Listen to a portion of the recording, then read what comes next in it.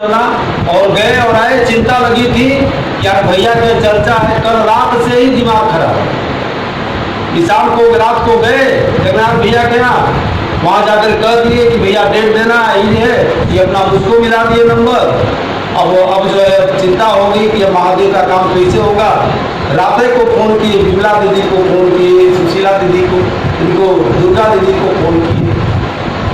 सवेरे जो वही 6 बजे चिंता, देखिए चिंता पूजा की नहीं थी, उधर पूजा में तो जाना ही था, लेकिन चिंता थी कि महादेव का काम हो जाए। और करते धरते 12 बजे तक मैं घर चला आया, तब तक दीदी ने फोन कर दिया, हमने बस खाना दोपहर खा करके आए, घर पे आराम भी नहीं किए, चल दिए महादेव के काम में। तो भाई बहन कहने का मतलब यह संवेदनशीलता या परवाह तब जगती है जब किसी को आप अपना बनाते हैं। अपना में बड़ा प्रभाव होता है, तो उनको अपना बनाइए। और अपना बनाने के लिए 3 सूत्र साहब ने दिया है, बड़ी आसान चीज दिया है। दया मांगना, मन ही मन सोचना, मन में एक विचार लाना कि हे शिवा मेरे गुरु हैं, मैं आपका शिष्य हूँ, मुझ पर दया करिए। दूसरा सूत्र है लोगों को ये बताना, संदेश देना। किसी से भी आप रास्ते में जा रहे हैं, मिल रहे हैं, आप दूसरे को संदेश दीजिए कि मैंने शिव को अपना गुरु बनाया है, आप भी उनको आप अपना गुरु बना सकते हैं। तीसरा काम, अपने गुरु को मन ही मन प्रणाम करने का प्रयास कर सकते हैं। आप कहते हैं कि 4 घंटे की चर्चा और 40 साल की पूजा, ये सिद्ध कर देता है इस चर्चा। तो भाई बस सचमुच में 4 घंटा अगर हम लोग चर्चा में बैठे हुए हैं, सुन रहे हैं गुरु भाई गुरु बहन की एक एक बात, ये 40 साल की जो है ये कहते हैं ना पूजा, साधना को बराबर कर देता है। इसलिए क्या आप देखिएगा आज के परिवेश में कोई भी बाप और बुजुर्ग अगर होगा तो अपने बच्चे को पूजा पाठ नहीं सिखलाएगा। सुने हो गया, पूजा के लिए नहीं कहेगा। अगर पूजा पाठ कोई बच्चा कर रहा है ना बड़े प्रेम से ना, तो मना करेगा, कहे कि थोड़ा पढ़ाई पर ध्यान दो, इस पूजा पाठ पर ज्यादा ध्यान न दो। क्यों? इसलिए उसने 30-40 साल जो समय बिताया है पूजा के क्षेत्र में, खूब पूजा किया है, उसने परिणाम देखा है, जिसका परिणाम क्या है साहब कहते हैं भाई बहन, यानी पूजा में परिणाम आता है। लेकिन अगर ढंग से पूजा हो तब ना, लेकिन पूजा होगी कैसे? पूजा का परिणाम तो गुरु कराते हैं, परिणाम गुरु को देना पड़ता है भाई बहन। केवल पूजा की विधि नहीं बदलाते हैं गुरु को परिणाम देना पड़ता है। इसलिए गुरु से जुड़िए, आपको पूजा की विधि बतलाएंगे, और पूजा की विधि नहीं परिणाम भी दिलाना उनकी जिम्मेवारी है। मात्र हमें आपको महादेव को अपना गुरु बनाने की जरूरत है। साहब की एक जगह जिज्ञासा दिया हुआ था, प्रेम और दया में क्या अंतर? प्रेम और दया में क्या अंतर? दोनों अलग अलग चीज है, लेकिन उसमें जिज्ञासा है साहब की कि प्रेम और दया में क्या अंतर? जैसे प्रेम लोग करते हैं, दया में क्या अंतर है? तो साहब कहते हैं कि प्रेम एक ऐसी चीज है, वह मात्र जगत की ओर खींचता है, जागतिक प्रेम। तो प्रेम जगत में ही ज्यादा मतलब प्रभावी होता है, जगत में ही वह प्रेम खींचता है। और दया जो होती है वह उस जगत के प्रेम को ऊपर ले जा करके परमात्मा से जोड़ देती है। इसलिए प्रेम और दया का दोनों का मतलब कहते हैं कि दोनों को एक साथ नहीं ले जा सकता है। प्रेम अलग चीज है और दया दूसरी चीज है। दया क्या होती है कि दया से जो है गुरु दया से अपने शिष्य को शिव बनाते हैं, यानी परमात्मा से जोड़ देते हैं। और प्रेम क्या करता है? प्रेम प्रवाह पैदा करता है, तो वह प्रेम जगत के प्रति ज्यादा होता है। और गुरु जब होंगे तो वह इस प्रवाह को जब मतलब परमात्मा की ओर मोड़ देते हैं, परमात्मा की ओर उन्मुख कर देते हैं। तो यही अंतर प्रेम और दया में है।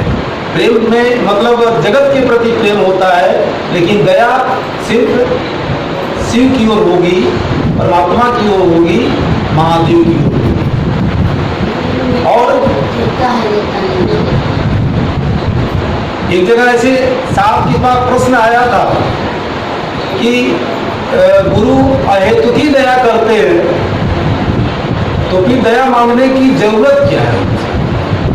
अहेतुकी का मतलब होता है बिना कारण के, बिना हेतु के। गुरु जब दया करते हैं अहेतुकी, बिना कारण के, उनके सामने कारण नहीं होता है, तो फिर दया मांगने की क्या जरूरत है। जब उनकी दया अनायास होती है, बिना कारण के होती है, तो उनसे दया क्यों मांगी जाए। तो साहब इस जगह कहते हैं, देखिए गुरु अहेतुकी दया किस पर करेंगे, शिष्य पे करेंगे। जब आप शिष्य होंगे तब ना अहेतुकी दया करेंगे, तो पहले आपको शिष्य बनना पड़ेगा, तब ना अहेतुकी दया उनकी होगी। इसलिए आपको शिष्य बनने की जरूरत है भाई बहन। और जब शिष्य बनेंगे तो फिर दया मांगने की जरूरत नहीं पड़ेगी, लेकिन पहले शिष्य तो बनना पड़ेगा ना। और शिष्य बनने का मतलब ही है कि शिष्य बनेंगे कैसे, गुरु से दया की आश्रय में आपको जाना ही पड़ेगा। साहब ने कहा ही है कि गुरु से दया मांगनी पड़ेगी, मन में मन ही मन कहना पड़ेगा कि सरकार इतनी दया करिए कि आपके शिष्य हो जाए और लोगों को शिष्य बनाए। ये गुरु का आदेश ही है। तो इस तरह से 3 काम करने का प्रयास करिए।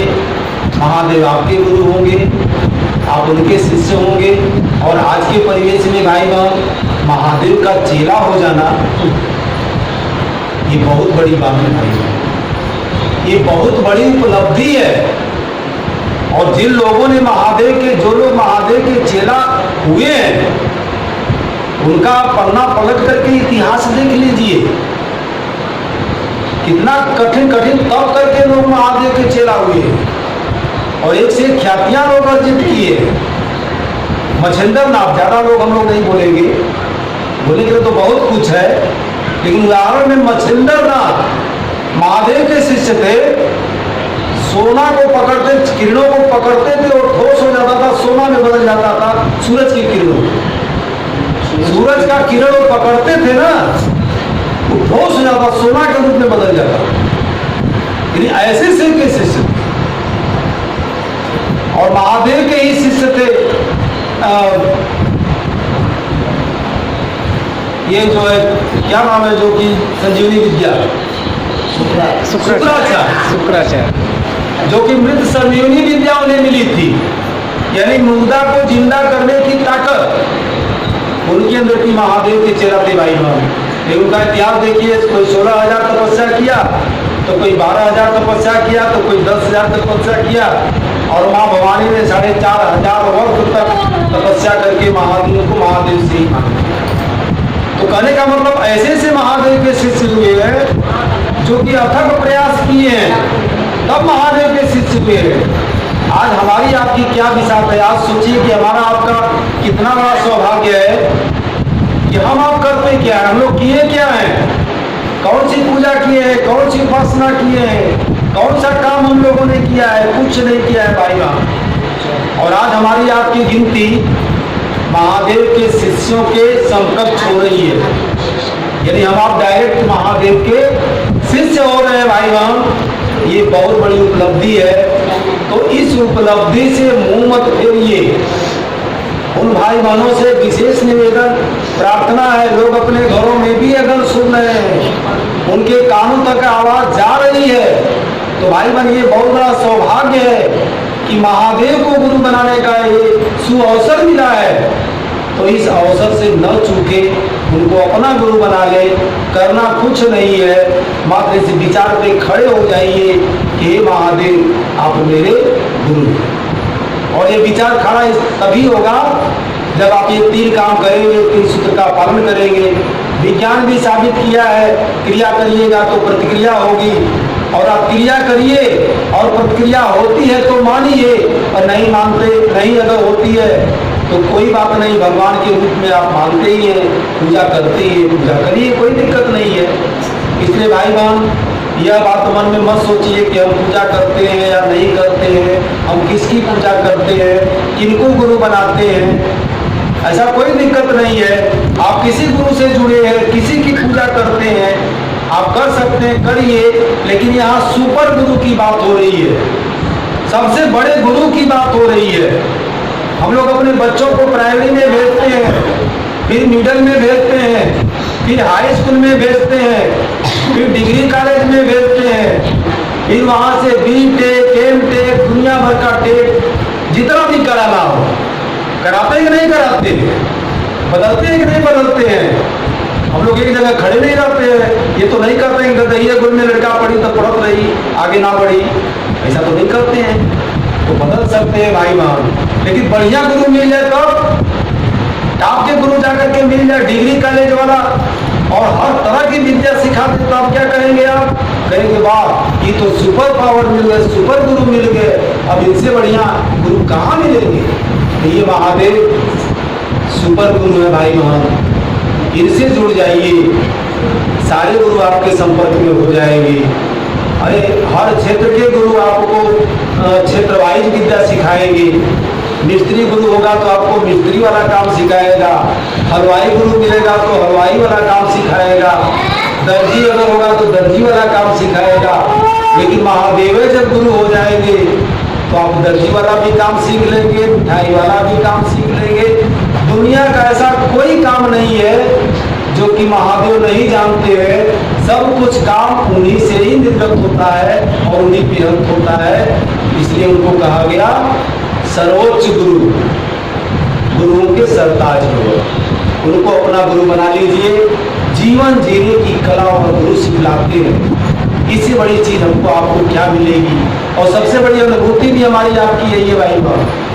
हम लोग अनुभूति की बात करते हैं, अनुभूतियाँ तो बहुत कुछ मिली है, बहुत कुछ अनुभूतियाँ। हाँ, जीवन, ये जो जीवन हम लोग को मिला है ना, उस गुरु की दया है,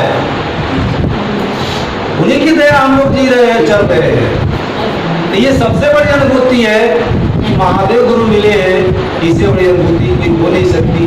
बस अभी कुछ नहीं कर करके आपका जो संकल्प है जगत गुरु शिव है, तो जगत का एक व्यक्ति उनका शिष्य हो जाए, यही हमारी आपकी मनसा होनी चाहिए, यही हमारा आपका संकल्प होना चाहिए। आइए साहब किसी संकल्प को दोहराते हुए शिव को अपना गुरु बनाए। मात्र को एक ही संकल्प और एक ही विकल्प, अब शिव को अपना गुरु बनाना ही होगा। इन शब्दों के साथ मैं अपनी वाणी को अपने गुरु के चरणों में प्राप्त करता हूँ। और जहाँ तक मेरी आवाज़ पहुँच रही है, एक गुरु भाई हम सभी के चरणों में मेरा प्रणाम है। मेरी प्रणाम को